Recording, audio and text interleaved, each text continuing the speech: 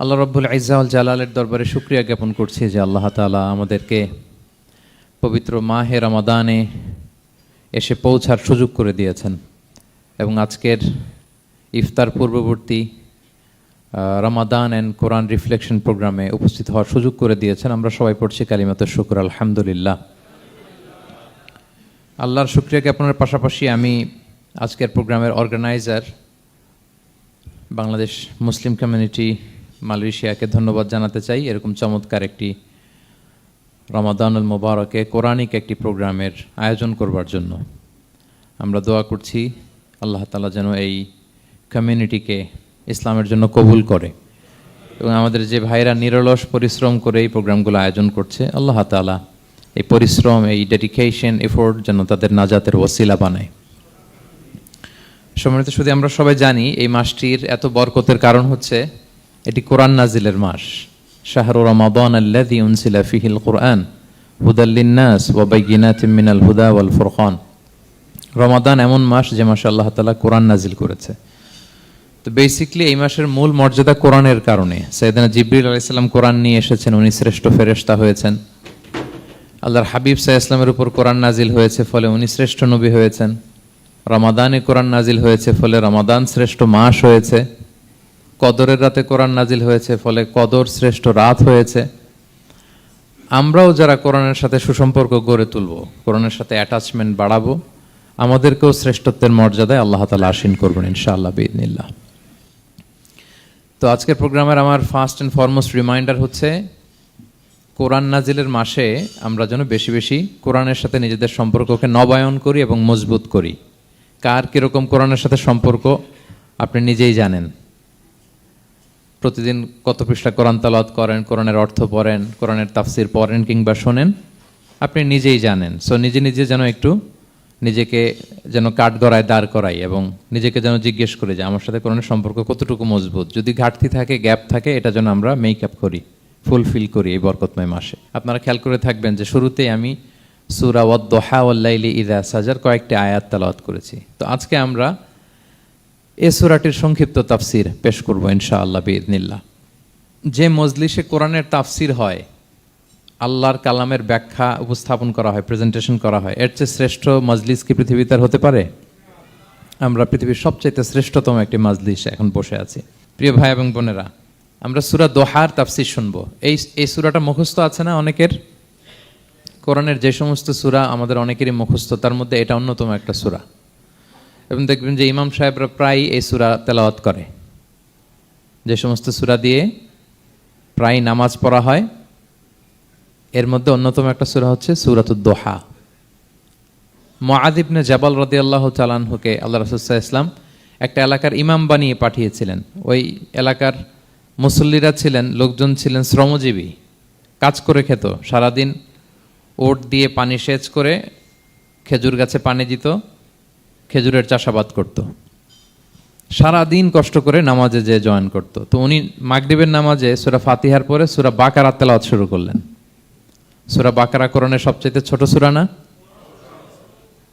286টা আয়াত, মানে সবচেয়ে বড় সূরা। তো মাগরিবের সালাত উনি যখন এত লম্বা তেলাওয়াত ধরলেন, মুসল্লিরা আর ইমাম সাহেবের সাথে থাকতে পারতেছে না। কারণ ওনারা তো, ইমাম সাহেবের হয়তো মন ফুরফুরে, উনি পড়তেছেন মনের আনন্দে দরাজ গলায়, কিন্তু মুসল্লিদের তো অবস্থা খারাপ। সারাদিন ওনারা খেতে খামারে কাজ করে আসছে, নামাজ ছেড়ে দিয়ে অনেকে চলে গেছে।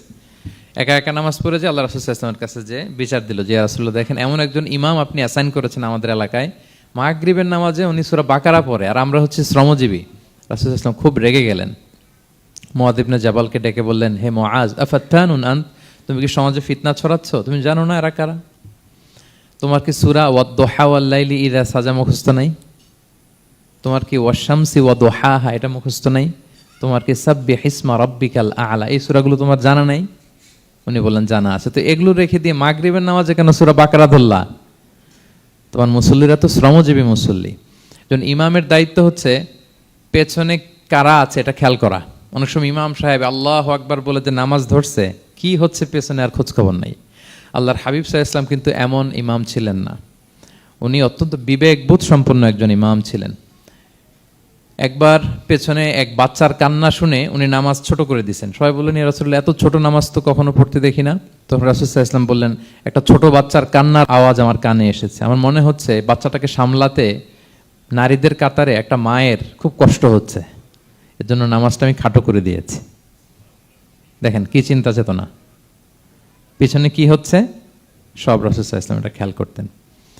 তো এই সূরার একটা ফজিলত আপনি জানলেন যে রাসূল সাল্লাল্লাহু আলাইহি ওয়াসাল্লাম সূরা ওয়াদ-দুহা ওয়াল-লাইলি ইযা সাজা এটা তেলাওয়াত করতে বলেছিলেন মুআয ইবনে জাবাল রাদিয়াল্লাহু তাআলা আনহুকে। এটা কোরআনের 93 নম্বর সূরা। কত নম্বর? এটা মাক্কি সূরা, আর নাজিলের ধারাবাহিকতা অনুযায়ী এটা 11তম সূরা। মানে এই সূরার আগে আরো 10টা সূরা নাজিল হয়েছিল, তার মানে মক্কার একেবারে শুরুর দিকে এই সূরাটা নাজিল হয়েছিল। আপনারা জানেন যে এবছর আমার একটা বই এসেছে এক নজরে কোরআন নামে, সেখানে আমি প্রত্যেকটা সূরার সার সংক্ষেপ নিয়ে সংক্ষেপে, খুব সংক্ষেপে, কখনো যদি সুযোগ হয় আপনারা দেখবেন যে প্রত্যেকটা সূরা 5 পৃষ্ঠার মধ্যে আমরা নিয়ে আসার চেষ্টা করেছি। সেখানে এগুলো পাবেন, সূরাটা কয় নাম্বার, নাজিলের ধারাবাহিকতা কখন, তারপর কোরআন শরীফের মধ্যে কখন, এটার ফজিলত কি, এটার সেন্ট্রাল থিম কি, মেজর থিম কি, কজ এন্ড ইফেক্ট কি, সব কেস স্টাডি থেকে শুরু করে রিফ্লেকশন সব আমরা সেখানে উল্লেখ করেছি। তো এই সূরাটা শুরুর দিকে, একেবারে শুরুর দিকে নাজিল হয়েছে। তার আগে মাত্র 10টি সূরা নাজিল হয়েছে। তো নাজিল হতে হতে 10টা সূরা যখন নাজিল হলো, এরপর অনেক দিন রাসূল সাল্লাল্লাহু আলাইহি ওয়াসাল্লামের কাছে কোনো সূরা নাজিল হয় না। কয়দিন নাজিল হয় না? কোনো বর্ণনায় 15 দিন, কোনো বর্ণনায় 1 মাস, কোনো বর্ণনায় 2 মাস, কোনো বর্ণনায় 6 মাস, টানা 6 মাসের গ্যাপ ওহী নাজিল হয় না। আল্লাহর হাবিব সাল্লাল্লাহু আলাইহি ওয়াসাল্লাম তিনি ওহী মিস করতে শুরু করলেন, যে ঘটনা কি, কোরআন নাজিল হচ্ছে না কেন, হঠাৎ এত গ্যাপ কেন? ওনার মাথায় কয়েকটা জিনিস ঘুরপাক খেলো। একটা ঘুরপাক খেলো যে আমার কোনো কাজে আল্লাহ আবার অসন্তুষ্ট হলো নাকি, অথবা আমি কোরআনের আয়াত এই বাণীগুলো পৌঁছে দেওয়ার ক্ষেত্রে আমার কোনো গাফলতি হয়ে গেল নাকি, সামহাও কি আল্লাহর সাথে আমার কানেকশন এটা কি লুজ হয়ে যাচ্ছে, আমি কি কোনোভাবে আল্লাহ থেকে দূরে সরে পড়তেছি। রাসূল সাল্লাল্লাহু আলাইহি ওয়াসাল্লাম টেনশনে পড়ে গেলেন, চিন্তায় পড়ে গেলেন, কি রে ওহী আসে না কেন, আসে না কেন, আসে না কেন। এটা ছিল একটা দিক। আরেকটা দিক হচ্ছে আল্লাহর হাবিব সাল্লাল্লাহু আলাইহি ওয়াসাল্লামের কাছে কোরআনের আয়াত যাই নাজিল হতো উনি যে লোকদের কাছে প্রচার করে দিতেন।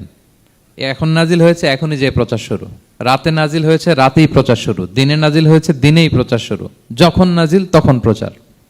কারণ আল্লাহ তাআলা বলেছেন, ইয়া আইয়ুহার রাসূলু বাল্লিগ মা উনজিলা ইলাইক মির রাব্বিক, আপনার রবের পক্ষ থেকে যা নাজিল হয়েছে প্রচার করেন। তো এই যে মাঝখান দিয়ে কয়েক মাস যার কোনো প্রচার টচার করে না, মুশরিকরা টিটকারি মারতে শুরু করলো, বলে কি মুহাম্মদ, তোমার আল্লাহ তোমার ভুলে গেছে বোধহয়, তোমার আল্লাহ বোধহয় তোমাকে আর পছন্দ করে না। আগে তো প্রতিদিন কিছু না কিছু শোনাতা যে এইটা নাজিল হয়েছে, ওইটা আসছে, এই বিধান ওই বিধান, এখন তো কোনো খোঁজখবর নাই। ঘটনা কি?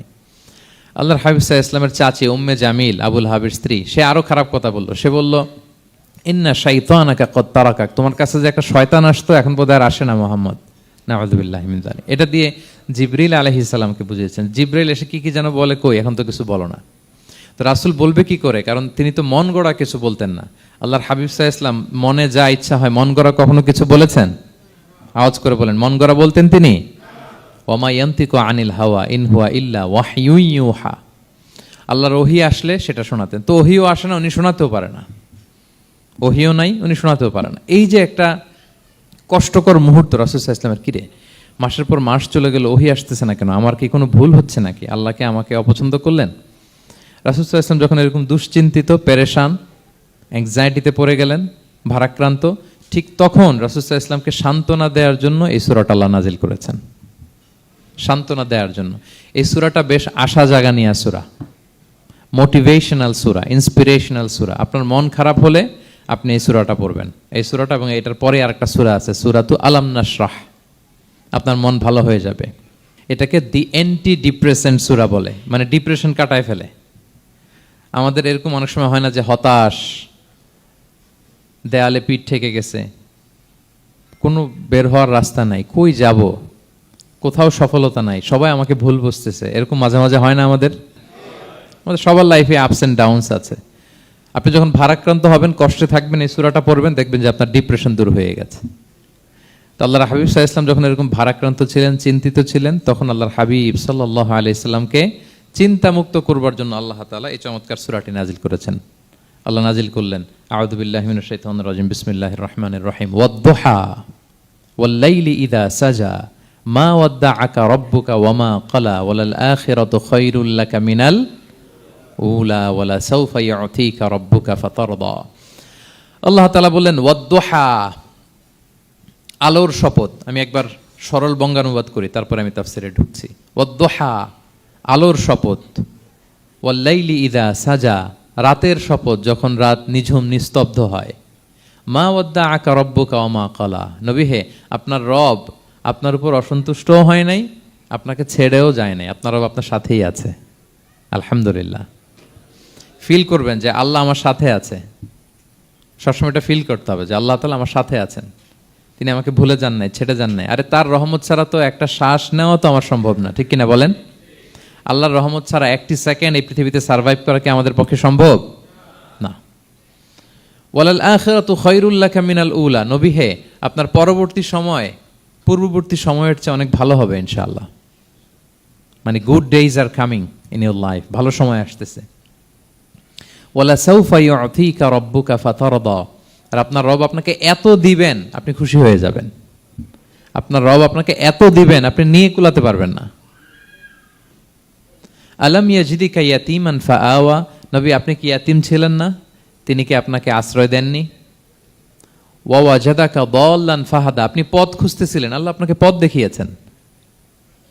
ওয়া ওয়াজাদাকা আইলান ফাআগনা, আপনি নিঃস্ব রিক্ত হস্ত ছিলেন, আল্লাহ তাআলা আপনাকে ধনী বানিয়েছেন।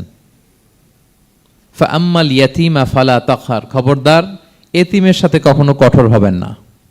ওয়া আম্মা সাইলা ফালা তানহার, ফরিয়াদি যে সোয়াল করে হাত পাতে তাকে ধমক দিয়ে তাড়িয়ে দিবেন না।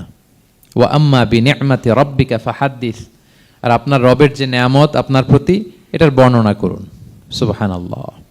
এ হচ্ছে সরল অনুবাদ সূরাতুদ দুহার। এবার আসুন আমরা এটার তাফসিরে ঢুকি। আল্লাহ তাআলা প্রথমে দুইটা শপথ করলেন, কসম করলেন, দুইটা ওথ।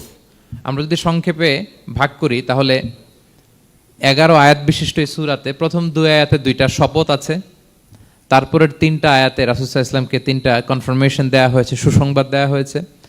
এরপরের 3টা আয়াতে আল্লাহর হাবিব সাল্লাল্লাহু আলাইহি ওয়াসাল্লামের অতীতে আল্লাহ কি নেয়ামত দিয়েছেন সেটার একটা রিমাইন্ডার দেওয়া হয়েছে।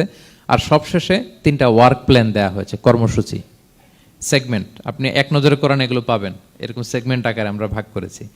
আই রিপিট, আমি আবারও বলছি, সূরা দোহার 11 আয়াত বিশিষ্ট এই সূরার প্রথম 2 আয়াতে 2টি শপথ, তারপরের 3 আয়াতে 3টি সুসংবাদ, তারপরের 3 আয়াতে অতীতে যে রাসূলকে নেয়ামত দেওয়া হয়েছিল সেটা স্মরণ করিয়ে দেওয়া, আর শেষ 3 আয়াতে 3টা ওয়ার্ক প্ল্যান, কর্মসূচি, রাসূল সাল্লাল্লাহু আলাইহি ওয়াসাল্লাম কি করবেন। ক্লিয়ার হয়ে গেছে না সূরাটা? আসুন এবার তাফসিরে ঢুকি। আল্লাহ তাআলা বললেন ওয়াদ-দোহা, নবী আলোর শপথ। আলো, দোহা মানে আলো। আমার সাথে আওয়াজ করে বলুন, দোহা মানে কি? আলো, সকালের আলো, প্রভাতের সূর্য কিরণ। দিনের প্রথম অংশে একটা সানশাইন থাকে না, খুব চমৎকার লাগে 9টা 10টার দিকে, হ্যাঁ, সানশাইন। এই সকালের সানশাইনটাকে আরবিতে বলে দোহা। এই জন্য এই সময় আল্লাহর হাবিব সাল্লাল্লাহু আলাইহি ওয়াসাল্লাম নামাজ পড়তেন, এটাকে বলে সলাতুদ দোহা, মানে দোহার নামাজ। এটাকে বলে সলাতুদ দোহা, দোহার নামাজ। তো দেখেন রাসূল সাল্লাল্লাহু আলাইহি ওয়াসাল্লামের মন ভালো করবার জন্য প্রথমে আল্লাহর ওয়ার্ডিংটা দেখেন, আল্লাহ তাআলা কেমন চমৎকার শব্দ চয়েস করেন। প্রথমে আল্লাহ বললেন আলো। আলো বললেই তো মনটা ভালো হয়ে যায়, কি বলেন? এই আলো মানে আশার আলো, সম্ভাবনার আলো, প্রশান্তির আলো। ওয়াদ-দোহা, আলোর শপথ। মানে নবী আপনি হতাশ হবেন না, হাল ছাড়বেন না, ভরসা রাখুন। আপনি ঘর থেকে বের হন, দেখুন কি চমৎকার আলো। It's a beautiful day out there, জান, হোয়াট এ নাইস সানশাইন। কি চমৎকার উজ্জ্বল প্রভাতের সূর্য কিরণ। এত চমৎকার জলজলে সানশাইনিং এনভায়রনমেন্টে আপনার মন খারাপ হয় কি করে? ওয়াদ-দোহা, দোহার শপথ মানে প্রভাতের সূর্য কিরণের শপথ। আবার বললেন ওয়াল্লাইলি ইযা সাজা, রাতের শপথ যখন সে রাত নিঝুম হয়, গভীর হয়, নিস্তব্ধ হয়। 2টা শপথ, আলোর শপথ আর রাতের অন্ধকারের শপথ। আলোর শপথ বলে বেসিকলি আল্লাহ তাআলা ওহির আগমনকে বুঝিয়েছেন, আর রাতের শপথ বলে আল্লাহ তাআলা বেসিকলি ওহির অনুপস্থিতিকে বুঝিয়েছেন। মানে রাত দিন দুইটাই যেমনি লাগে, আল্লাহ তাআলা বোঝাতে চাইলেন নবী আপনি টেনশন করবেন না, আমি উইথ ইউ, আমি আপনার সাথে আছি। ওহি আসা না আসা দুইটাই গুরুত্বপূর্ণ। রেগুলার যদি ওহি আসে এটা রিসিভ করতে আপনার কষ্ট হয়ে যাবে। আল্লাহর পক্ষ থেকে আসমানি কিতাবের যে ওহি, এটা সাধারণ কোনো কথা না। ইন্না সানুলকি আলাইকা কওলান সাকিলা, এটা খুব ভারী, হেভি ওয়েট। এটা পাহাড়ে নাজিল করলে, লাউ আনজালনা হাযাল কুরআনা আলা জাবাল লারাআইতাহু খাশিআম মুতাসাদ্দিআম মিন খাশিয়াতিল্লাহ, এটা মাউন্ট এভারেস্টের উপর নাজিল করলে পাহাড় ভেঙে খান খান হয়ে যেত। শীতের রাতে কোরআন নাজিল হলে রাসূল সাল্লাল্লাহু আলাইহি ওয়াসাল্লাম ঘেমে একাকার হয়ে যেতেন, কপাল বেয়ে টপ টপ করে ঘাম পড়তে, ওহী রিসিভ করতে যেয়ে। তিনি ওটের উপরে করে মরুভূমিতে চড়ছেন, ওহী নাজিল হলে ওটের বুক মাটিতে মিশে যেত। এক সাহাবার মাথায় পায়ের মধ্যে মাথা রেখে রাসূল সাল্লাল্লাহু আলাইহি ওয়াসাল্লাম শুয়েছিলেন, তখন ওহী নাজিল হলো। সাহাবা বলছেন, ওহীর ভারে মনে হচ্ছে যে আমার পায়ের হাড্ডিটাই ফেটে যাবে। তার মানে এটা খুব ভারী বাণী, খুবই ভারী, এটা সাধারণ কোনো কালাম না। তো এই যে রাসূল সাল্লাল্লাহু আলাইহি ওয়াসাল্লামের কাছে যে ওহী নাজিল হচ্ছিল, এটা যদি রেগুলার নাজিল হয়, এটা রিসিভ করা রাসূল সাল্লাল্লাহু আলাইহি ওয়াসাল্লামের জন্য সহজ হবে না, কঠিন হয়ে যাবে।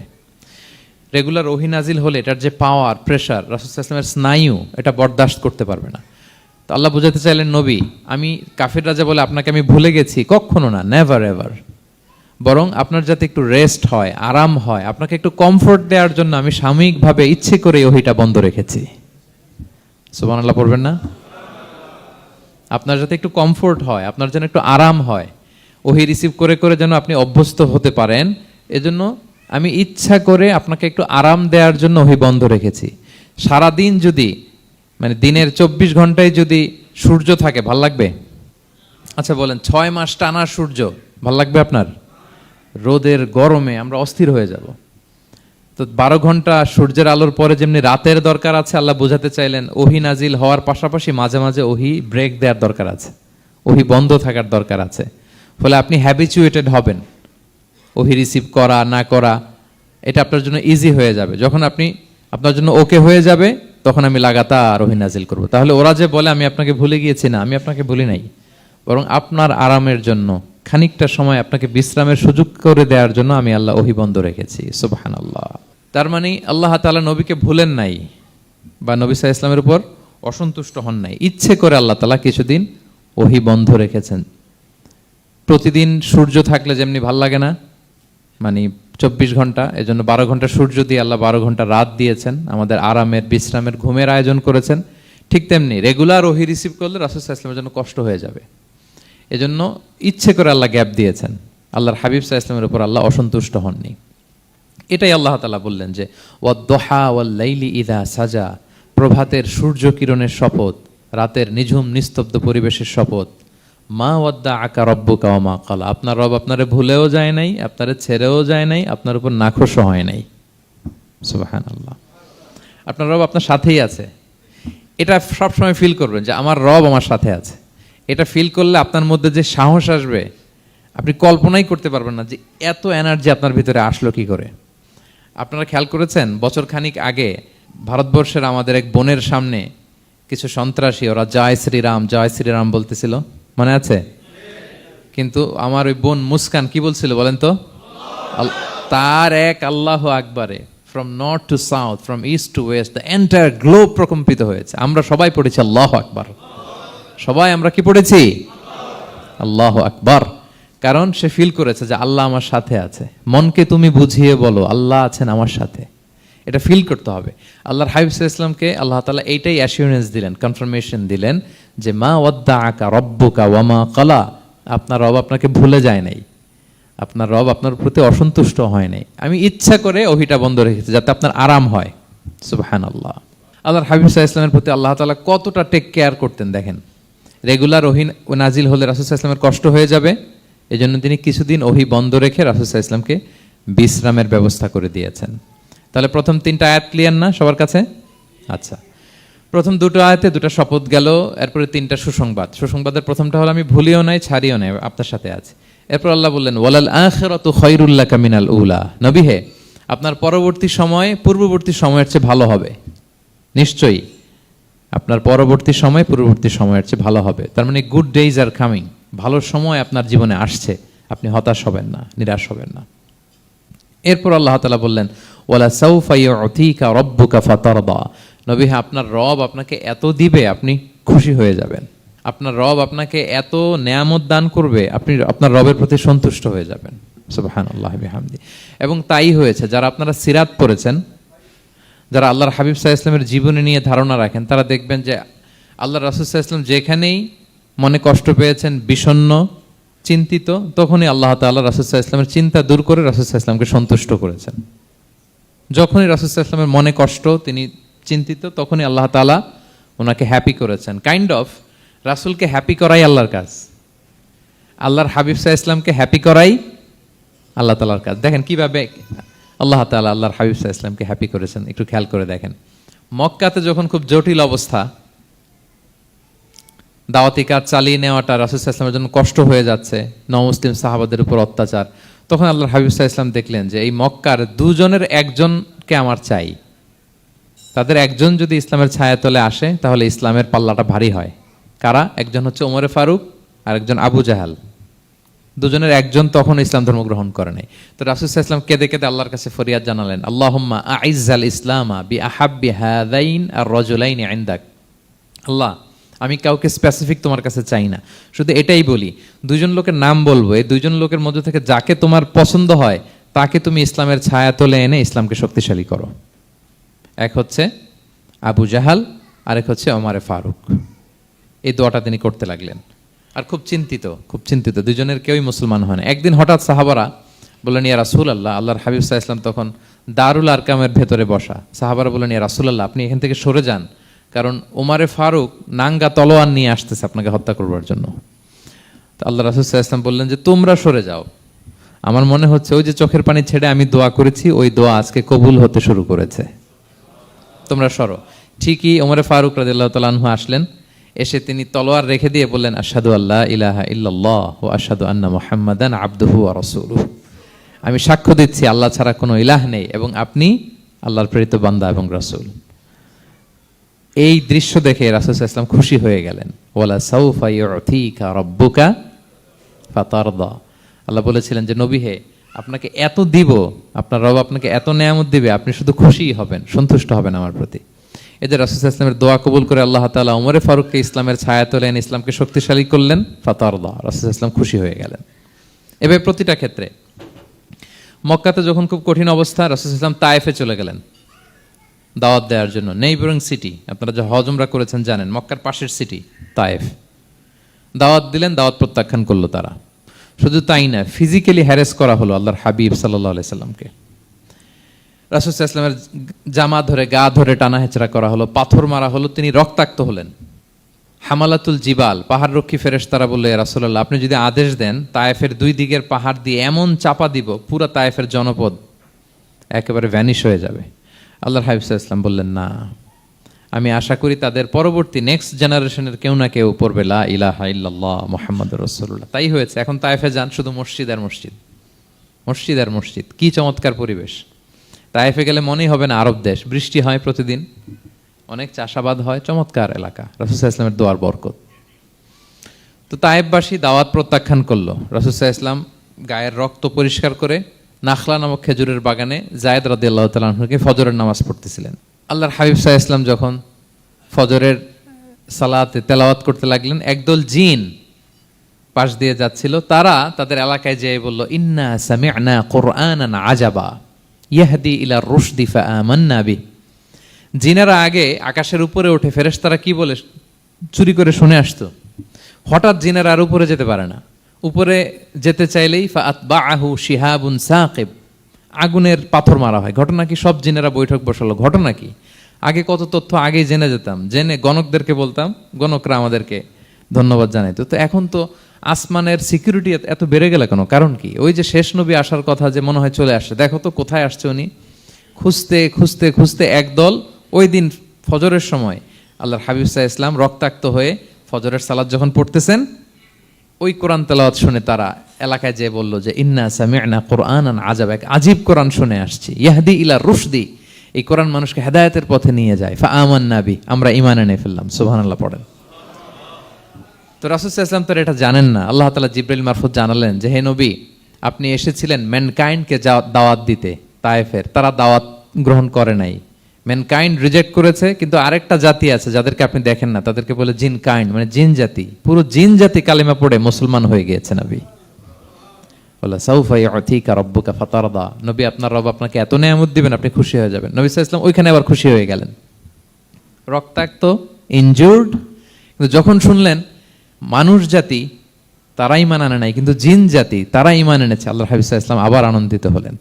তাহলে আল্লাহর হাবিব সাল্লাল্লাহু আলাইহি সাল্লামকে আনন্দিত করাই হচ্ছে আল্লাহর কাজ, খুশি রাখাই হচ্ছে আল্লাহর কাজ। সুবহানাল্লাহি বিহামদি। আল্লাহর হাবিব সাল্লাল্লাহু আলাইহি ওয়াসাল্লামের বয়স যখন 50 বছর, ওনার কাছের দুজন আত্মীয় মারা গেল। ওনার প্রিয়তমা স্ত্রী খাদিজা রাদিয়াল্লাহু তাআলা আনহা ইন্তেকাল করলেন, ওনার প্রিয় চাচা আবু তালেব ইন্তেকাল করলেন। দুইজনই শেল্টার দিত, একজন ঘরে একজন বাইরে। আবু তালেবের কারণে কেউ রাসূল সাল্লাল্লাহু আলাইহি ওয়াসাল্লামের গায়ে হাত তোলার সাহস পায় নাই। তো উনি যখন ইন্তেকাল করলেন, রাসূল সাল্লাল্লাহু আলাইহি ওয়াসাল্লাম বিপদে পড়ে গেলেন। সারাদিন কাফেরদের বকা ঝকা গালি খেয়ে ঘরে যখন আসতেন, খাদিজা রাদিয়াল্লাহু তাআলা আনহার কথা শুনলে ওনার হৃদয়টা প্রশান্ত হয়ে যেত। তো বাইরের চাচাও নাই, ভেতরের স্ত্রীও নাই, দুইজনই মারা গেলেন ওই বছর। ওই বছরকে বলা হয় আমুল হুজন, মানে দুশ্চিন্তার বছর। এত ভারাক্রান্ত আল্লাহর হাবিব সাল্লাল্লাহু আলাইহি ওয়াসাল্লাম হলেন, চিন্তিত হলেন, মনটা ভেঙে খান খান। আল্লাহ তাআলা কিন্তু ঠিকই বোঝেন যে তার হাবিবকে কখন হ্যাপি করতে হবে। আল্লাহ তাআলা তখন সাইয়েদনা জিবরাইল আলাইহিস সালামকে পাঠালেন যে যাও, আমার বন্ধুকে আর পৃথিবীতে থাকার দরকার নাই, আমার বন্ধুকে ঊর্ধ্ব জগতের নৈশ ভ্রমণের ইনভাইটেশন দিয়ে আসো, মানে মেরাজের ইনভাইটেশন দিয়ে আসো। পড়েন সুবহানাল্লাহ। সুবহানাল্লাযী আসরা বিআবদিহি লাইলাম মিনাল মাসজিদিল হারামি ইলাল মাসজিদিল আকসা, মসজিদুল হারাম থেকে মসজিদুল আকসা, তারপরে উপরে সুম্মা দানা ফাতাদাল্লা ফাকানা কাবা কাউসাইনি আও আদনা। আল্লাহর আরশে চড়ে গেলেন, জান্নাত জাহান্নাম দেখিয়ে, নতুন কিছু গিফট দিয়ে, তার পেয়ারা হাবিবের মন ভালো করে এরপরে আবার দুনিয়ায় পাঠালেন। ওয়ালা সাউফা ইউতিকা রাব্বুকা ফাতারদা। নবী হে, আপনাকে এত নেয়ামত দিব, আপনি শুধু খুশি হবেন আর সন্তুষ্ট হবেন। সুবহানাল্লাহ। এবার বুঝতে পারতেছেন কিভাবে আল্লাহর হাবিবকে আল্লাহ তাআলা খুশি করেছেন। মক্কায় আর থাকতে পারতেছেন না, এমন অবস্থা যে কোনো সময় আল্লাহর হাবিব সাল্লাল্লাহু আলাইহি ওয়াসাল্লামকে হত্যা করা হবে। আল্লাহ তাআলা আল্লাহর হাবিবের জন্য নতুন জায়গার ব্যবস্থা করে দিলেন, তওবা কিংবা তাইবা, যেটাকে আমরা মদিনা বলি। তিনি মদিনায় গেলেন, আবার রাসূল সাল্লাল্লাহু আলাইহি ওয়াসাল্লামের হৃদয় প্রশান্ত হলো। কিন্তু মদিনায় যে তিনি কাবাকে মিস করতে আরম্ভ করলেন। আল্লাহর হাবিব সাল্লাল্লাহু আলাইহি ওয়াসাল্লাম নবী হওয়ার পরে টানা 14 বছর কিবলা ছিল কিন্তু বাইতুল মাকদিস। কিন্তু মক্কায় যখন তিনি ইবাদত করতেন, তিনি বাইতুল মাকদিসের দিকেই হয়েই নামাজ পড়তেন, কিন্তু সামনে কাবাটারে রাখতেন। কথা বুঝতে পেরেছেন? মক্কায় যখন তিনি নামাজ পড়তেন 13 বছর, কিবলা যেহেতু বাইতুল মাকদিস, বাইতুল মাকদিসের দিকেই হয়ে নামাজ পড়তেন, কিন্তু মাঝখানে রাখতেন কোনটারে? কাবাকে। তাহলে কেমন যেন কাবাই তার সামনে। আচ্ছা, কিন্তু মদিনায় যখন গেলেন, এখন তো আর সুযোগ নাই, কাবা একদিকে, বাইতুল মাকদিস আরেক দিকে, এখন কাবাকে আর সামনে রাখা যাচ্ছে না। মিস করতে লাগলেন কাবাকে। আর প্রত্যেক নামাজের পরে আকাশের দিকে তাকায় থাকেন, ইস, আল্লাহ যদি আয়াত নাজিল করে আমার জন্মস্থান যে মক্কা, আমার পূর্বপুরুষ ইব্রাহিম আলাইহিস সালামের যে ওই কাবার দিকে যদি কিবলাটা ঘুরাই দিত, কতই না ভালো হতো। আল্লাহ বলেন যে আপনি যে কদ নারা তাকাল্লুবা ওয়াজহিকা ফিস সামা, নবী আপনি যে আকাশের উপর চেহারা উঠিয়ে মনে মনে কি চান আমি তো বুঝি। আল্লাহর হাবিব সাল্লাল্লাহু আলাইহি ওয়াসাল্লামকে খুশি করার জন্য আল্লাহ আয়াত নাজিল করলেন, ফাওয়াল্লি ওয়াজহাকা শাতরাল মাসজিদিল হারাম। নবী হ্যাঁ, আপনাকে খুশি করার জন্য নতুন বিধান নাজিল করলাম। এখন থেকে, ফ্রম রাইট নাও, আপনি যখনই নামাজ পড়বেন এখন থেকে কাবামুখী হয়ে আপনি সালাত আদায় করবেন। তাহউইলুল কিবলা, কিবলা পরিবর্তন হয়ে গেল। সুবহানাল্লাহি ওয়া বিহামদি। আপনারা মসজিদে নববীর পাশে মদিনাতে একটা মসজিদ দেখবেন, এটাকে বলে মসজিদ যুল কিবলাতাইন। এমন মসজিদ যে মসজিদে এক নামাজে 2 কিবলা শেয়ার করা হয়েছিল। মানে এই আয়াত যখন নাজিল হলো, আল্লাহর হাবিব সাল্লাল্লাহু আলাইহি ওয়াসাল্লামের সাথে একজন নামাজ পড়ে যে ওই মসজিদে যে দেখে কিছু লোক নামাজ পড়তেছে ওই বাইতুল মাকদিসের দিকে হয়ে, কারণ তখন পর্যন্ত ওইটাই কিবলা। তিনি নামাজরত অবস্থায় এদেরকে বললেন যে তোমরা তো জানো না, এই মাত্র আয়াত নাজিল হয়েছে, কিবলা কিন্তু আর ওই দিক নাই, ডাইরেকশন চেঞ্জ, এদিকে হয়ে যাও। তো ইমাম সহ মুসল্লি সব ঘুরে নামাজের মধ্যে ওইদিকে হয়ে গেছে। তাহলে একই নামাজে 2টা কিবলা শেয়ার করা হয়েছে। ফলে তখন থেকে মসজিদের নাম হয়ে গেছে মসজিদ যুল কিবলাতাইন, 2 কিবলাওয়ালা মসজিদ। তাহলে দেখেন, আল্লাহর হাবিব সাল্লাল্লাহু আলাইহি ওয়াসাল্লামকে খুশি করার জন্য আল্লাহ তাআলা কিবলা চেঞ্জ করে দিয়েছে। সুবহানাল্লাহ বলতে পারলেন না?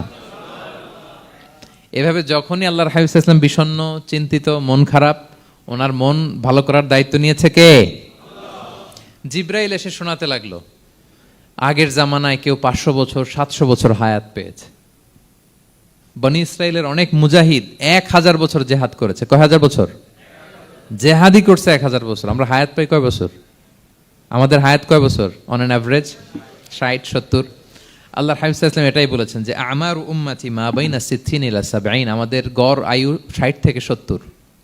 ওয়া আকাল্লুহুম মা ইয়াজুযু যালিক, আর সামান্য অল্প সংখ্যকই মানুষ এটাকে ক্রস করতে পারে।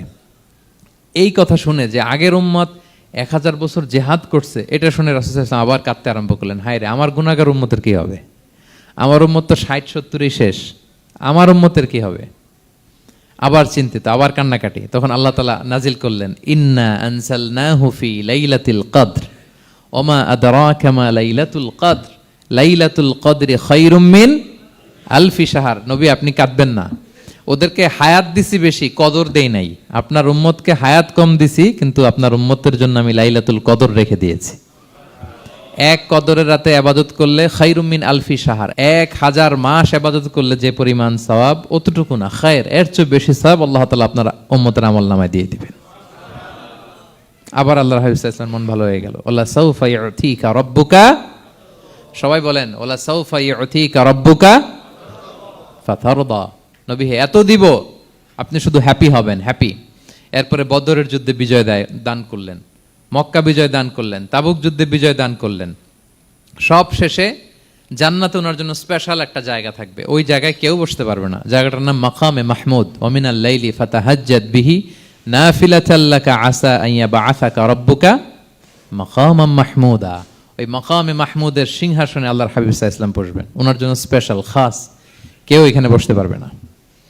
তার মানে হ্যাপি শুধু দুনিয়াতেই করবে না আল্লাহ তাআলা, আল্লাহর হাবিবকে আখিরাতেও করবে।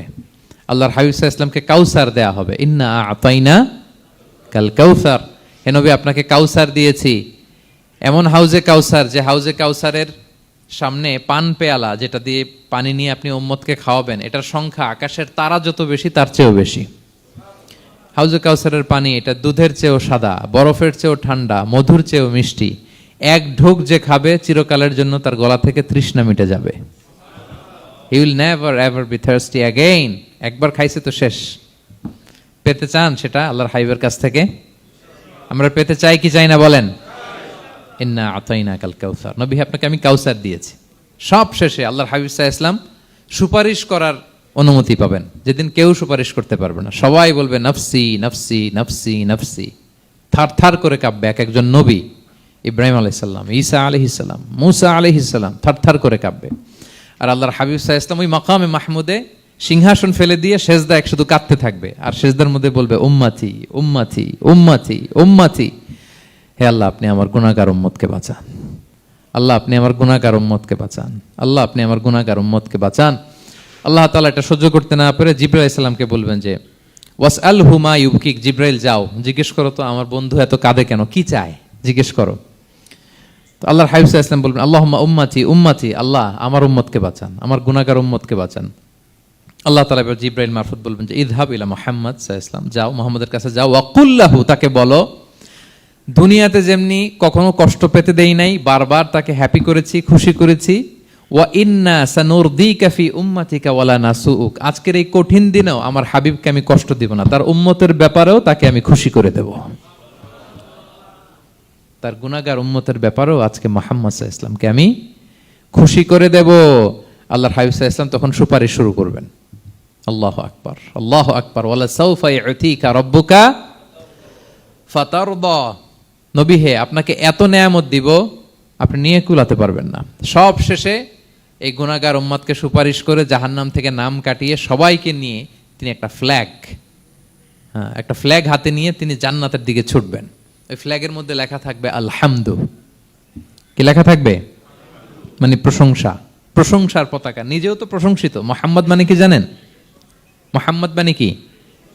প্রশংসিত। এই কারণে মুহাম্মদ সাল্লাল্লাহু আলাইহি ওয়াসাল্লামকে মক্কার লোকেরা গালি দিয়েও শান্তি পেত না। মানে যদি বলি এই প্রশংসিত লোকটা খারাপ, কথাটা হইল? প্রথমে আগে বলা লাগে কি? প্রশংসিত। মুহাম্মদ মানে কি? তো এই জন্য মক্কার লোকেরা রাসূল সাল্লাল্লাহু আলাইহি ওয়াসাল্লামকে মুহাম্মদ না বলে ডাকতো মুদাম্মাম, মানে নিন্দিত। তো মুদাম্মাম তো রাসূলের নাম না, রাসূল সাল্লাল্লাহু আলাইহি ওয়াসাল্লামের নাম কি? মুহাম্মদ, প্রশংসিত। এই জন্য গালি দিয়েও তারা মজা করতে পারতো না, সুবিধা করতে পারতো না। গালি দিলেও আগে প্রশংসা করে নেওয়া লাগতো। প্রথমে বলতো মুহাম্মদ পাগল, এরকম বলতো নাউযুবিল্লাহ। তার মানে প্রশংসিত লোকটা পাগল হইলো, এটা গালি হয়েছে? ঘুরে ফিরে তো প্রশংসাই হয়ে গেল।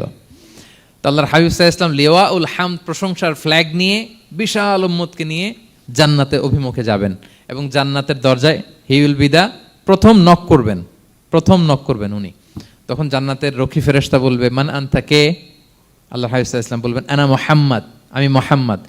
তো ফেরেশতা বলবে আমরা দাঁড়ায় আছি এজন্য আল্লাহ বলে দিয়েছেন মুহাম্মাদের আগে কাউকে যেন এন্ট্রি দেয়া না হয়, আপনার আগে যেন কারোর জন্য জান্নাতের দরজা না খুলি, স্পেশাল উপর থেকে অর্ডার আছে। আপনি যেহেতু নক করেছেন, ওয়েলকাম, আসেন। পুরো উম্মাহ নিয়ে আল্লাহর হাবিব সাল্লাল্লাহু আলাইহি ওয়াসাল্লাম জান্নাতে ঢুকবেন। ওয়ালা সাউফা ইউতিকা রাব্বুকা ফাতারদা, নবী হে আপনাকে অচিরেই এত নেয়ামত দিব আপনি সন্তুষ্ট হয়ে যাবেন। প্রথম দুইটা শপথ গেল, এরপর তিনটা সুসংবাদ গেল। এরপর আল্লাহ তাআলা অতীতে যে নবীর পাশে ছিলেন, অতীতে যে বিভিন্ন নেয়ামত দিয়ে আল্লাহর হাবিব সাল্লাল্লাহু আলাইহি ওয়াসাল্লামকে আল্লাহ তাআলা ধন্য করেছেন, এগুলো রিমাইন্ডার দিচ্ছেন যে নবী আপনি কেন চিন্তিত হন, আমি আগেও ছিলাম আপনার সাথে, এখনো আছি, ভবিষ্যতেও থাকবো। তিনি বললেন আলাম ইয়াজিদকা ইয়াতীমান ফাআওয়া, তিনি কি আপনাকে ইয়াতীম অবস্থায় পাননি, তিনি কি আপনাকে আশ্রয় দেননি? আপনারা জানেন আল্লাহর হাবিব সাল্লাল্লাহু আলাইহি ওয়াসাল্লাম যখন মায়ের পেটে, তখনই তার পিতা দুনিয়া থেকে ইন্তেকাল করেছেন। মায়ের পেটে তার বয়স হচ্ছে 6 মাস, দুনিয়াতে আসেননি আল্লাহর হাবিব সাল্লাল্লাহু আলাইহি ওয়াসাল্লাম রাহমাতাল লিল আলামিন। মায়ের পেটে থাকা অবস্থায় বাবা হারিয়েছেন, দুনিয়াতে আসলেন 6 বছর বয়সে তিনি মাকে হারিয়েছেন। কয় বছর বয়সে? 6 বছর। তারপর মায়ের ইন্তেকালের পরে দাদার কাছে, আব্দুল মুত্তালিবের কাছে লালিত পালিত হতে লাগলেন। 8 বছর বয়সে দাদাও ইন্তেকাল করলেন। বাবা চলে গেলেন জন্মের আগে, মা চলে গেলেন 6 বছর মানে শিশু থাকতে। 8 বছর বয়সে তো শিশু, দাদাও চলে গেলেন। 8 বছর বয়স থেকে আল্লাহর হাবিব সাল্লাল্লাহু আলাইহি ওয়াসাল্লাম চাচার কাছে এতিম অবস্থায় লালিত পালিত হতে লাগলেন। এবং আবু তালেব এত ভালোবাসতো, ইমান আনে নাই, শেষ পর্যন্ত ইমান আনেনি, শিরকের উপরে ইন্তেকাল করেছে, কিন্তু আল্লাহর হাবিব সাল্লাল্লাহু আলাইহি ওয়াসাল্লামকে এত ভালোবেসেছেন, বাবার যে কি মানে পিতৃ স্নেহের যে কি মায়া, এটা বুঝতে দেন নাই কখনো, এটার অভাব কখনো তিনি টের পান নাই। ওনার যে বাবা নাই, আবু তালেবের কারণে এতটা ভালোবেসেছেন, এতটা ভালোবেসেছেন। তার মানে কখনোই রাসূল সাল্লাল্লাহু আলাইহি ওয়াসাল্লামকে লালন পালন, রক্ষণাবেক্ষণ, টেক কেয়ারের কোনো গ্যাপ আল্লাহ তাআলা রাখেননি। হালিমাতু সাদিয়ার কাছে, পরে মায়ের কাছে, উম্মে আইমানের কাছে, দাদা আব্দুল মুত্তালিবের কাছে, পরে চাচার কাছে, একটার পর একটা, স্লট বাই স্লট রেডি। সেটাই স্মরণ করে দিলেন যে নবী এমন তো হয় নাই যে আপনাকে লালন পালনের জন্য কেউ ছিল না। আলাম ইয়াজিদকা ইয়াতীমান ফাআওয়া, আপনার রব কি আপনাকে ইয়াতীম অবস্থায় আশ্রয়ের ব্যবস্থা করে দেননি? মানে তখন তো আমি ছিলাম আপনার সাথে, কেউ ছিল না, তখন তো আমি ছিলাম। তো আপনার তো ভয় কিসের? আপনি হতাশ হবেন না, নিরাশ হবেন না, হাল ছাড়বেন না আপনি। তাহলে প্রিয় ভাইরা, আল্লাহর হাবিব সাল্লাল্লাহু আলাইহি ওয়াসাল্লাম ইয়াতীম অবস্থায় পৃথিবীতে এসেছিলেন, এবং এজন্য ইয়াতীমের সাথে ভালো আচরণ তিনি করতে বলতেন আল্লাহর হাবিব সাল্লাল্লাহু আলাইহি ওয়াসাল্লাম। যারা এতিমকে ভালোবাসে আল্লাহ তাদেরকে ভালোবাসে। এবং আল্লাহর হাবিব সাল্লাল্লাহু আলাইহি ওয়াসাল্লাম বলতেন আনা ওয়া কাফিলুল ইয়াতীমি ফিল জান্নাতি কাহাতাইন, আমি এবং এতিমের রক্ষণাবেক্ষণকারী এইভাবে প্রতিবেশীর মতো জান্নাতে থাকব। এই 2 আঙ্গুলের মাঝে যেমনি গ্যাপ নাই, আমার আর এতিমের রক্ষণাবেক্ষণকারী তার বাড়ির মাঝখানে কোনো গ্যাপ থাকবে না জান্নাতে। We will be neighbour in paradise, জান্নাতে এরকম আমরা কাছাকাছি থাকবো। আল্লাহু আকবার পড়েন। তাহলে এতিমের রক্ষণাবেক্ষণকারীকে আল্লাহ তাআলা ভালোবাসেন। যারা এতিমকে পছন্দ করে না, এতিমকে তাড়িয়ে দেয়, তাদেরকে আল্লাহ পছন্দ করেন। আল্লাহ তাআলা বলেন আরাআইতাল্লাযী ইউকাযযিবু বিদ্দীন ফাযালিকাল্লাযী ইয়াদউল ইয়াতীম, যারা আখিরাতকে অবিশ্বাস করে তারাই এতিমকে ঘাড় ধাক্কা দিয়ে তাড়িয়ে দেয়। কোনো বিশ্বাসী কখনো এতিমের সাথে খারাপ আচরণ করে না। আপনাদের যাদের মন শক্ত, অনেকের চোখ দিয়ে পানি নামে না। আমার এক আত্মীয় আছে খুব আল্লাহওয়ালা, আমার জীবনে এত আল্লাহওয়ালা আমি দেখি নাই, কিন্তু ওনার চোখ দিয়ে পানি নামে না। বারবার এসে আমারে বলে যে মিজান কি করবো বলো, তুমি একটু মোনাজাত ধরো। আমার মনে আছে আমি ওনাকে নিয়ে মোনাজাত ধরতাম, তো ওনার কান্না আসে না চোখ দিয়ে। এত আল্লাহওয়ালা, খুব ভালো মানুষ, কিন্তু চোখ দিয়ে পানি নামে না। এটা অনেকের হয়, নানা কারণে হয়। তো আল্লাহর হাবিব সাল্লাল্লাহু আলাইহি ওয়াসাল্লাম বলেছেন কারো যদি চোখ দিয়ে পানি না নামে বা হৃদয় নরম না হয়, তারা যেন এতিমের মাথায় হাত বুলিয়ে দেয়। এক সাহাবী এসে বলেন ইয়া রাসূলুল্লাহ, আমার হৃদয়টা বড় শক্ত, হৃদয় নরম হয় না। রাসূল সাল্লাল্লাহু আলাইহি ওয়াসাল্লাম বললেন তাই, আচ্ছা আতুহিব্বু আন ইয়ালিনা কলবুক, তুমি কি চাও তোমার হৃদয় নরম হোক, ওয়াতুদরাকা হাজাতুক, এবং তোমার আশা পূরণ হোক? তিনি বললেন হ্যাঁ। তখন রাসূল সাল্লাল্লাহু আলাইহি ওয়াসাল্লাম বললেন ইরহামিল ইয়াতীম, এতিমের উপর রহম করো। ওয়ামসা আলা রাসি, এতিমের মাথায় হাত বুলিয়ে দাও। ওয়া আতইমহু মিন তুআমিক, তোমার খাবার এতিমকে খাওয়াও।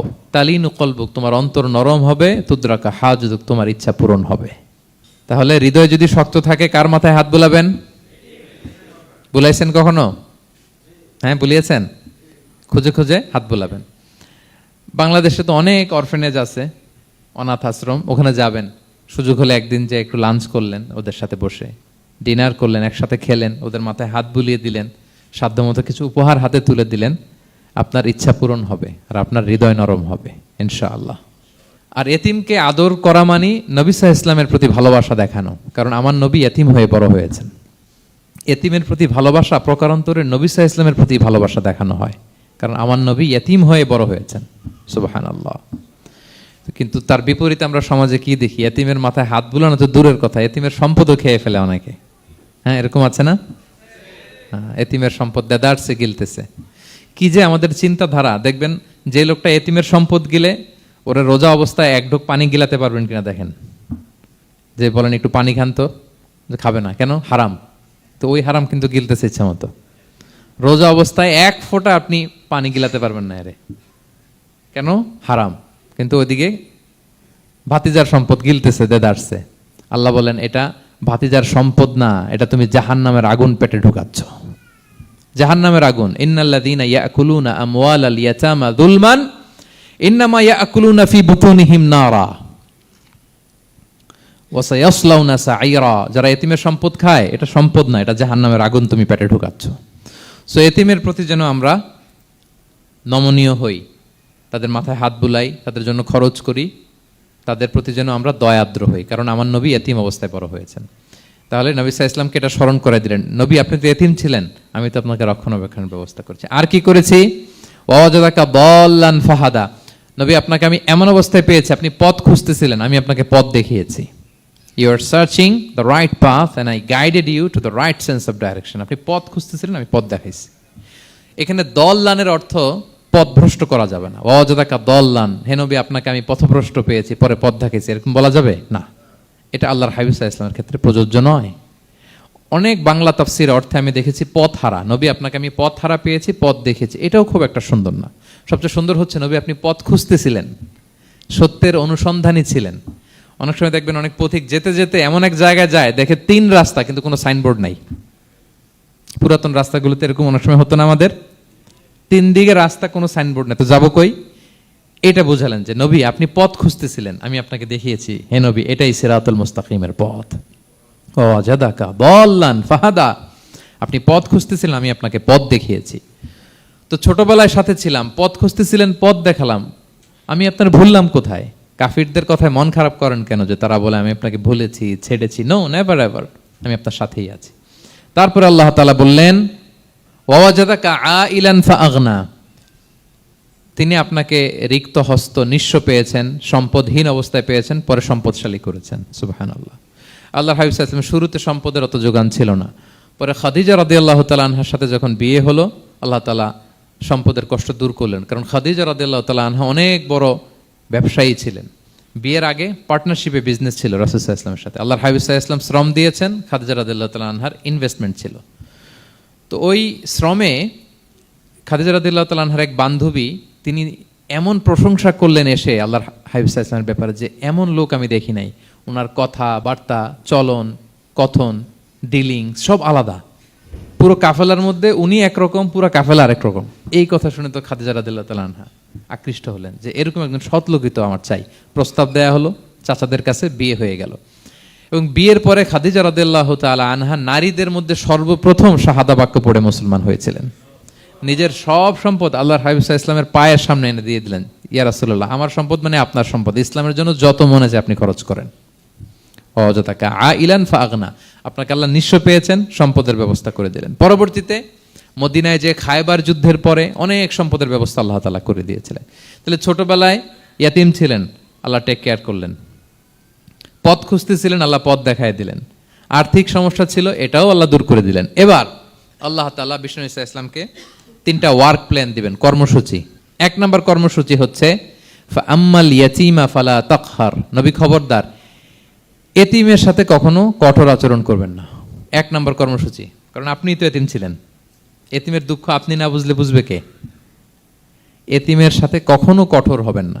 আল্লাহর হাবিব সাল্লাল্লাহু আলাইহি ওয়াসাল্লাম কখনো এতিমের সাথে কঠোর হন নাই। এতিম তো দূর কি বাত, কারোর সাথে তিনি কঠোর হন নাই। ওনার কাছে চাইলে উনি না বলতে পারতেন না। নো, নাই, দিব না, এটা বলতে জানতেন না। নো ওনার ডিকশনারিতে ছিল না, চাইলেই দিতেন। একবার আল্লাহর হাবিব সাল্লাল্লাহু আলাইহি ওয়াসাল্লামের কাছে একটা জামা, কয়টা? আপনার জামা কয়টা? আমার জামা কয়টা? জুব্বা তখন কয়টা ছিল? মাত্র একটা। এক ফরিয়াদি এসে বলে, ইয়া রাসূলুল্লাহ আতিনি কামিসান, আমার একটা জামা দেন, আমার জামা নাই। নবী সাল্লাল্লাহু আলাইহি ওয়াসাল্লামের জামা কয়টা তখন? ওনার কাছে চাইলে উনি না বলতে পারতেন? খুলে দিয়ে দিছেন, নাও। এখন ওনার জামা আছে কয়টা? তো জামাও নাই, বেরও হতে পারে না। কি এক মুসিবত! আল্লাহ তাআলা আয়াত নাজিল করলেন, ওয়াল্লাযীনা ইযা আনফাকু লাম ইউসরিফু ওয়া লাম ইয়াকতুরু ওয়া কানা বাইনা যালিকা কাওয়ামা। নবী হে, যারা বিশ্বাসী তারা দানের সময় ভারসাম্য করবে। মানে অনেকগুলো থাকলে আপনার একটা দিতেন, ছিলই যখন একটা, ওইটার হকদার তো ফরিয়াদির চেয়ে আপনি বেশি। এখন যে দিয়ে দিলেন, আপনি পড়বেন কি? অনেকগুলো থাকলে না হয় আপনি দিতেন, ছিলই একটা, এটার সবচেয়ে যোগ্য, অধিকতম যোগ্য এবং হকদার তো আপনি। সুবহানাল্লাহ, সুবহান। কি নবী ছিল, কি নবী ছিল! না বলতে পারতেন না, মানুষকে ফিরিয়ে দিতে জানতেন না। আল্লাহ বললেন, নবী হে, আপনার প্রথম কর্মসূচি ফাআম্মাল ইয়াতীমা ফালা তাকহার, খবরদার এতিমকে কখনো, এতিমের প্রতি কঠোর হবেন না। এক নম্বর কর্মসূচি। এটা শুধু নবীর জন্য কর্মসূচি নাকি আমাদের জন্য না? হ্যাঁ, সবার জন্য।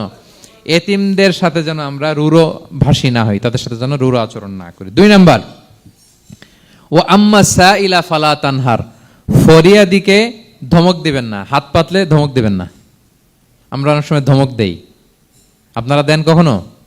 না, আমরা দিতে পারবো না, ধমক দিতে নিষেধ করেছেন আল্লাহ তাআলা। আম্মা সাইলা ফালা তানহার, যদি না থাকে বুঝিয়ে বলেন যে এখন পারতেছি না, কিন্তু ধমক দিবেন না কখনো। কারণ আপনি এখন বড় সাহেব হয়ে গেছেন, প্রাইভেট কারের পাশ থেকে দেখবেন যে স্যার 2টা টাকা দেন, কিছু খাই নাই, হায় রে ছিঁড়া কাপড়, মলিন চেহারা, ভাঙ্গা একটা থালা হাতে নিয়ে, স্যার 5টা টাকা দেন। আল্লাহ আপনারে স্যার বানাইছে আর ওরে বানাইছে ভিখারি। আচ্ছা বলেন তো, জায়গাটা চেঞ্জ করতে আল্লাহর কত সময় লাগে? ওরে ভিতরে বসায় স্যার বানাবে আর আপনারে ভাঙ্গা একটা থালা দিয়ে এরকম ওই যে টোল টোল যেখানে নেয় ওখানে দাঁড় করাবে। বলেন আল্লাহর কয় সেকেন্ড লাগবে? লাগবে? লাগবে? 1 সেকেন্ডও লাগে না। সো ও আম্মা সাইলা ফালা তানহার, ফরিয়াদিকে ধমক দিয়ে তাড়িয়ে দিও না, খবরদার। ওকে আল্লাহ ফরিয়াদি বানিয়ে পরীক্ষা করছে, আর তোমাকে আল্লাহ সম্পদশালী বানিয়ে পরীক্ষা করছে। তাহলে 1 নম্বর কর্মসূচি ছিল এতিমের সাথে রূঢ়ভাষী হবেন না। 2 নম্বর হচ্ছে ফরিয়াদিকে ধমক দিবেন না। 3 নম্বর, ওয়া আম্মা বিনি'মাতি রাব্বিকা ফাহাদ্দিস, আল্লাহ তাআলা আপনাকে যে নেয়ামত দিয়েছে এই নেয়ামতের আপনি কি করেন? বর্ণনা করেন। ও আম্মা বিনি'মাতি রাব্বিকা ফাহাদ্দিস, আল্লাহ নেয়ামতের বর্ণনা করেন, শুকরিয়া করেন। কারণ আল্লাহ তাআলা আমাদের অনেককে ইয়তিম বানায় নাই, আমাদেরকে ফরিয়াদি বানায় নাই। আমরা অনেকেই আছি, আমরা এখনো ইয়তিম না, আমার আব্বা আম্মা এখনো বেঁচে আছেন, আমাদের অনেকের আব্বা আম্মা বেঁচে আছেন। ইয়তিম মূলত ছোট অবস্থায় যদি বাবা মারা যায় তাকে আরবিতে ইয়তিম বলে। মান মাতা আবুহু ওয়া হুয়া সগীর, কেউ ছোট, তার বাবা মারা গেছে, তাকে শরীয়তের পরিভাষায় কি বলে? ইয়তিম। তা আমরা অনেকেই তো ইয়তিম না, আমরা অনেকেই তো অন্যের কাছে হাত পাতা লাগে না, তো আমরা ভালো আছি না? আমাদের দেখবেন যে প্রায় হিসাবটা হচ্ছে আমার কি নাই। আমাদের হিসাবটা কি? কি নাই, কি যে আছে এটার হিসাব করে কুলানোও যাবে না, ঠিক কিনা বলেন? হ্যাঁ, ঠিক যেই মুহূর্তে এখানে বসে আমরা এই চমৎকার ইফতারি নিয়ে বসে আছি, ঠিক একই মুহূর্তে দেখবেন যে হসপিটালের আইসিইউতে শুয়ে শুয়ে কাতরাচ্ছে অনেকে। হ্যাঁ, ঠিক এই মুহূর্তে কিডনি ডায়ালিসিস চলতেছে, দেখছেন? কিডনি পেশেন্ট এদিকে ছিদ্র করে ব্লাড সব বের হয়ে রিফাইনিং হয়ে আরেক দিক দিয়ে ঢুকে, ওর চিৎকার শুনলে। বার্ন ইউনিটে গেছেন কখনো? আগুনে পোড়া রুগী, আপনার তো অনেক কিছু নাই, আমার এটা নাই, ওইটা নাই, আল্লাহ এটা দিল না, এটা নিয়ে আসেন। আপনি বার্ন ইউনিটে একদিন যায়েন, তাহলে বুঝবেন যে আল্লাহ আপনারে কত শান্তিতে রেখেছে। না খেয়ে কয় রাত কাটিয়েছি আমরা, বলেন তো? কত লোক বাড়ি ভাড়া পরিশোধ করতে পারে না, ঋণের বোঝায় জর্জরিত, দুরারোগ্য ব্যাধিতে আক্রান্ত, ক্যান্সারের লাস্ট স্টেজে। তাদের সাথে একটু দেখা করেন, 4th স্টেজে চলে আসছে ক্যান্সার পেশেন্ট। তার চেহারা, তার খাবার, তার চলাফেরা, কিভাবে তার প্রতিটা সেকেন্ড কাটে, একটু দেখে আসবেন, তাহলে বুঝবেন যে কত আল্লাহর দেয়া নেয়ামতের সাগরে হাবুডুবু খাই আমরা। এজন্য আল্লাহ বলেছেন 3 নম্বর কর্মসূচি হচ্ছে ওয়া আম্মা বিনি'মাতি রাব্বিকা ফাহাদ্দিস, আল্লাহ নেয়ামতের শুকরগুজার হও।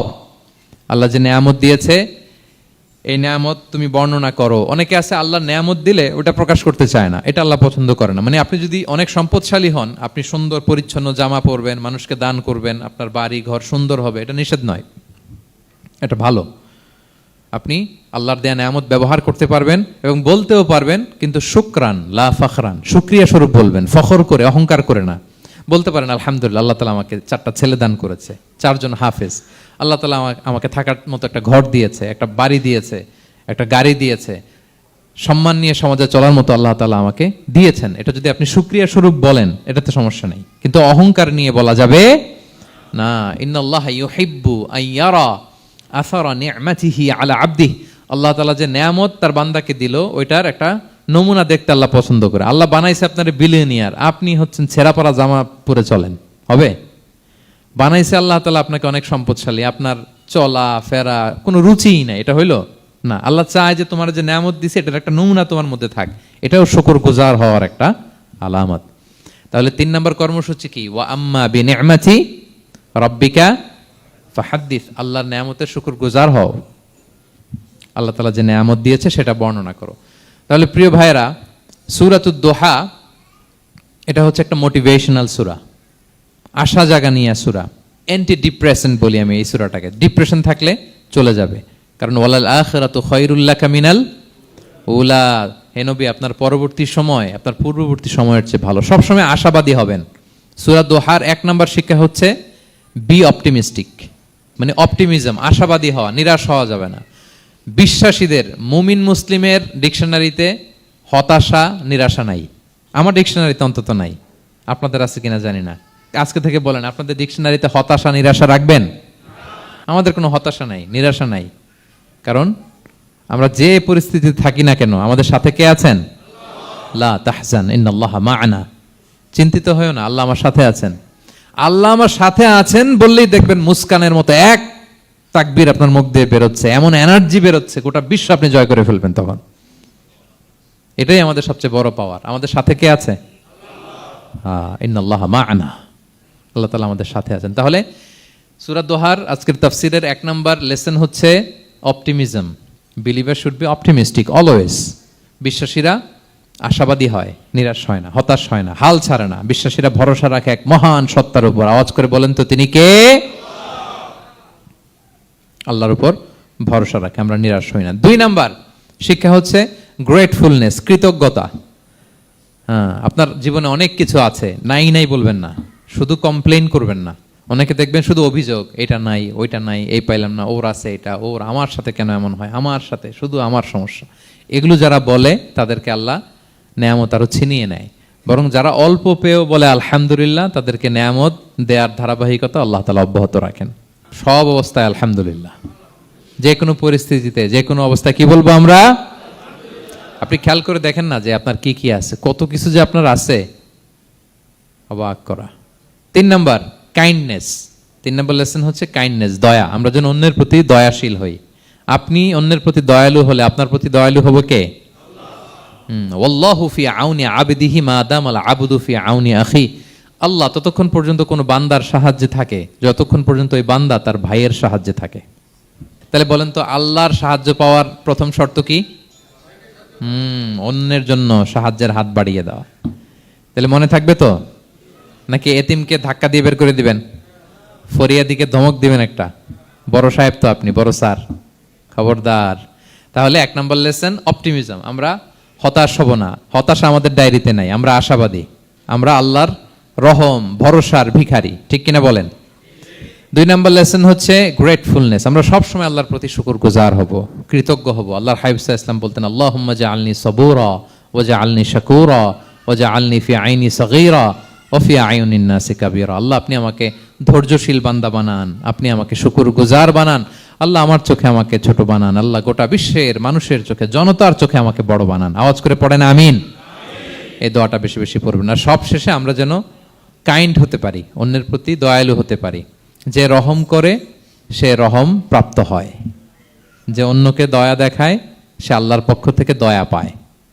আল্লাহ তাআলা আমাদের সবাইকে কথাগুলো বোঝার ও আমল করার তৌফিক দান করুক। হাযা মা ইনদি ওয়াল ইলমু ইনদাল্লাহি আলাইহি তাওয়াক্কালতু ওয়া ইলাইহি উনীব। আসসালামু আলাইকুম ওয়া রাহমাতুল্লাহি ওয়া বারাকাতুহু।